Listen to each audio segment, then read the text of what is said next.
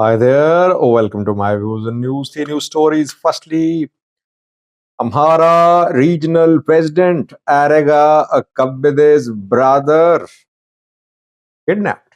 Who kidnapped him? Where was he kidnapped? If a regional president cannot protect his family, how can he protect the people of the Amhara region? Secondly, Jawar responded today to the start of talks between Ethiopia and Somalia. He talked about the developments in Tigray too, between Tigray and Amhara, about return of IDPs.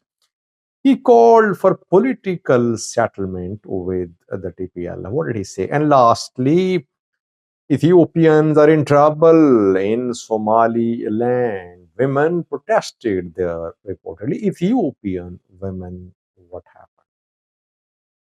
Firstly, viewers, Amhara region of Ethiopia, where Amhara president said that 97% of the region under government control, life back to normal, Fano groups on the run, but uh, the president of the Amhara region uh, is not in a position to protect his family. Erega Kabede's brother has been kidnapped. Chochu Kabede is his name. Pictures are being shared of Chochu Kabede. He was abducted in Debrevok. Debrevok is in Gojam. I think it's in East Gojam. Who kidnapped him? What was his crime? Fano fighters kidnapped Chochu Kabede reportedly. It is being reported by Fano backed news sources. Why did Fano fighters kidnap Chochu Kabede? Just because he's brother of Arega Kabede? If he has been kidnapped just because he's Arega Kabede's brother, it's unfair. I mean, he's not part of if he's not part of the government, if he's not involved in operations against Fano, he should not be punished just because he is Erega Kabede's brother. Some pro-Fano news sources say that Chochu Kabede was doing some spying.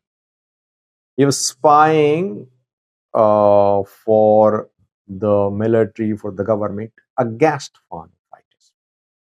Is it true, or a justification is being made to substantiate, to justify the kidnapping of Chochu Kabede?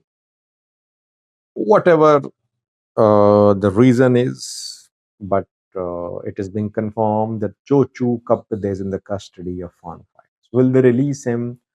Will they demand prisoner exchange? What will they do? Remains to be seen. Arega Kabede is heavily protected. Whenever he moves mainly by helicopter.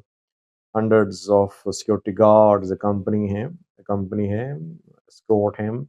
His residence in Bahir, his office in Bahir, heavily protected. Ethiopian National Defense Force militias was protecting him.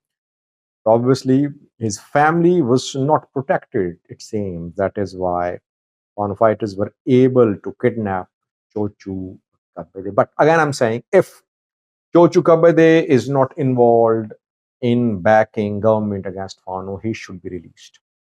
He had nothing to do. If he had nothing to do with this operation against Fano, he should not be punished just because he's Arega Kabede's brother. That's unfair. Secondly, Jawar spoke today. He talked about Ethiopia-Somalia talks, which kicked off in Turkey.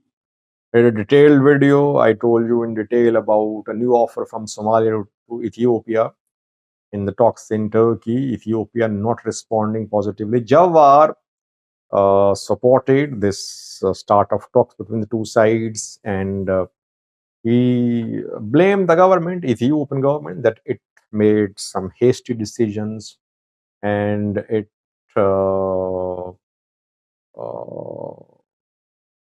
destroyed the friendly relations with uh, Somalia by making hasty decisions about access to sea. He talked about return of IDPs as well, return of IDPs in Tigray. We know that Amhara, Tigrayans are returning to their homes in Salamti. Amhara, Tigray leaders met, ENDF was there too. Jawar backed this development, and he appreciated the development regarding reinstatement, restoration of the status of TPLF. TPLF is being restored as a political party. Importantly, he called for political settlement. He said that after Pretoria focused on silencing of guns. After that, the two sides, Tigray and federal government, focused on resumption of humanitarian aid delivery, restoration of basic services, resolution of dispute about disputed territories, return of IDPs. But one important aspect is being neglected.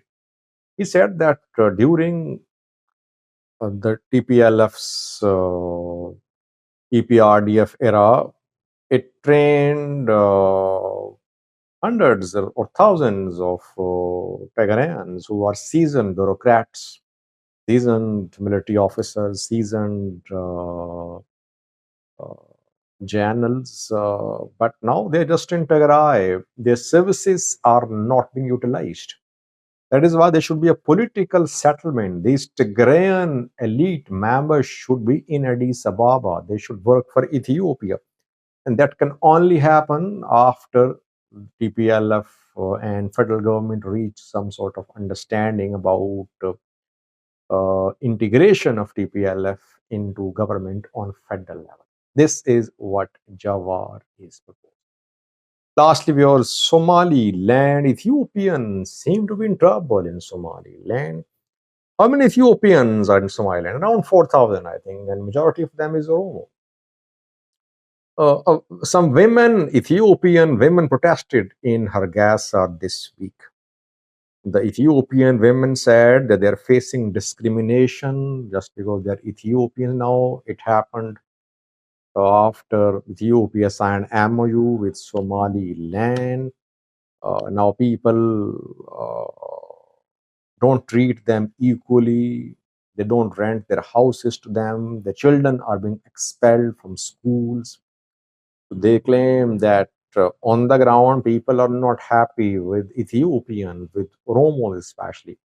And they're calling them outsiders, that these outsiders want to annex Somali territories. They protested. Some journalists talked to them and they registered their protest in their talks with the journalists too.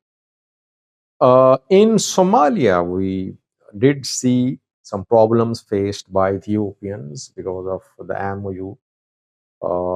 I think in Jubaland, Southwest State, Gulmudug, some incidents happened where Ethiopian complained that they were targeted because of the MOU. But in Somaliland, this is the first time that Ethiopians are protesting. Though we did receive reports about issues between Ethiopians and local in Somaliland in January and February. But now Ethiopians are protesting. They say they're in trouble. They're being expelled from school, their children. It is becoming difficult for them to stay in Somaliland. So while government is fully committed to implement the MOU, Somaliland government is more than ready. It is more willing than Ethiopian government. It is faster than Ethiopian government in steering the two sides towards signing the final agreement. But on the ground, maybe there are elements in Somaliland which oppose the MOU with Ethiopia. Thankfully.